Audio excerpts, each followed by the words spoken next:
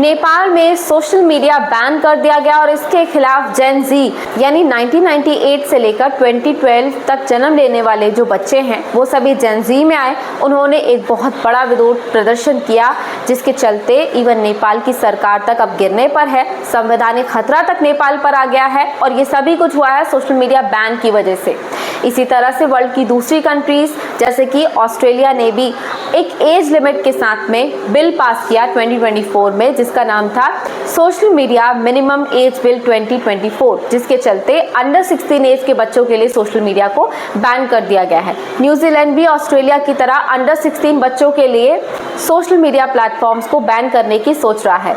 India में भी supreme court के सामने ऐसी ही एक पिटीशन फाइल हुई थी जिसमें कहा गया था अंडर 13 एज के बच्चों के लिए सोशल मीडिया प्लेटफॉर्म को बैन कर दिया जाए, पर इस डिमांड को खारिज कर दिया गया ये कहकर कि ये पिटीशन हम किसी लॉफुल अथॉरिटी के सामने रख सकते हैं क्योंकि ये पार्लियामेंट का अधिकार है। पार्लियामेंट कोई कानून बना के इस तरह की एज रिस्ट्रिक्शन लिमिट इम्पोज कर सकता है। सुप्रीम कोर्ट के अधिकार क्षेत्र में ये चीज़ नहीं आती। सुप्रीम कोर्ट ने इस पिटीशन को वहीं खारिज कर दिया। पर बात ये आती है कि आज जहां पर हर कंट्री में मिलियंस में जेन जी है और जेन जी एक्टिव कंज्यूमर है डेटा की और सोशल मीडिया प्लेटफॉर्म्स की एक्टिव यूज़र है, क्रिएटिव इकोनॉमी के फ्रंट से भी मतलब हर कंट्री में बहुत सारे लाखों क्रिएटर्स हैं जो क्रिएटिव इकोनॉमी का हिस्सा हैं और इन सभी के लिए सोशल मीडिया प्लेटफॉर्म्स का बैन एक बहुत बड़ी वजह है। पर सोशल मीडिया प्लेटफॉर्म्स का बैन आखिर क्या इम्पैक्ट डालेगा सोसाइटी पर, तो इसके गुड इम्पैक्ट्स भी होंगे और इसके बैड इम्पैक्ट्स भी होंगे।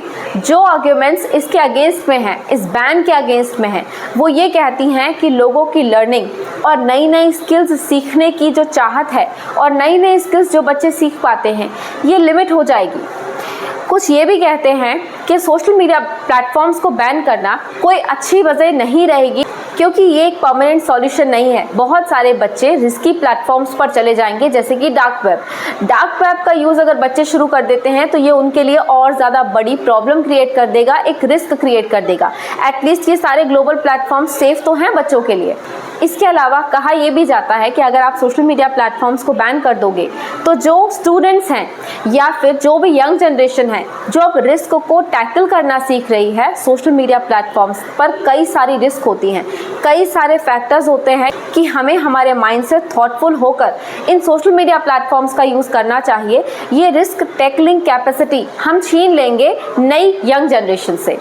इसी तरह से कुछ लोग ये भी कहते हैं कि सोशल मीडिया प्लेटफॉर्म जॉब का एक हिस्सा बन चुकी है। इस समय पर भारत देश हो या कोई दूसरा देश हो, अर्थव्यवस्था को संभालना और इकोनॉमी में कंट्रीब्यूट करने का बहुत बड़ा हिस्सा बन चुकी है क्रिएटिव इकोनॉमी। इस तरह से सोशल मीडिया बैन करने का मतलब हुआ कई लोगों से जॉब करने का या कई लोगों से कुछ नया करने का अधिकार छीन लेना, पैसा छीन लेना, पैसा कमाने का हक छीन लेना, जो कि सही नहीं है। बहुत सारे लोग इससे एजुकेशन भी गेन करते हैं, पढ़ाई कर पाते हैं। रिमोट एरियाज़ में रहने वाले बच्चे सोशल मीडिया प्लेटफॉर्म्स के थ्रू ही अपनी स्टडीज़ को अच्छे से कर पाते हैं। ऐसे में सोशल मीडिया बैन उन बच्चों के लिए, उन स्टूडेंट्स के लिए एक हार्मफुल सिचुएशन क्रिएट कर देगा। कई लोग ये भी कहते हैं कि सोशल मीडिया प्लेटफॉर्म्स को बैन किया जाए तो ये बहुत सारे रिस्क फैक्टर्स को न्यूट्रल कर देगी, जैसे कि cyber bullying. Harmful content social media पर काफ़ी एक्टिवली सर्कुलेट होता है। ऐसे में बच्चे इन हार्मफुल कंटेंट की वजह से साइबर बुलिंग का शिकार हो जाते हैं।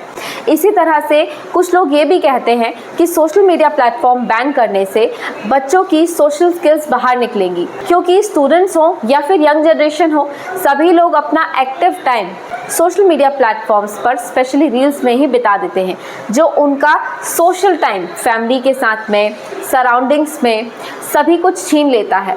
इवन एक्सेसिव स्क्रीन टाइम भी लोगों का बढ़ता जा रहा है।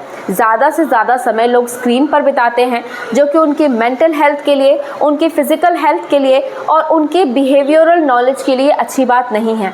सोशल मीडिया बैन इन सभी को व्यवहारिक ज्ञान लेने में और अपने आप को सोशल मीडिया के एडिक्शंस को बचाने में हेल्प करेगा।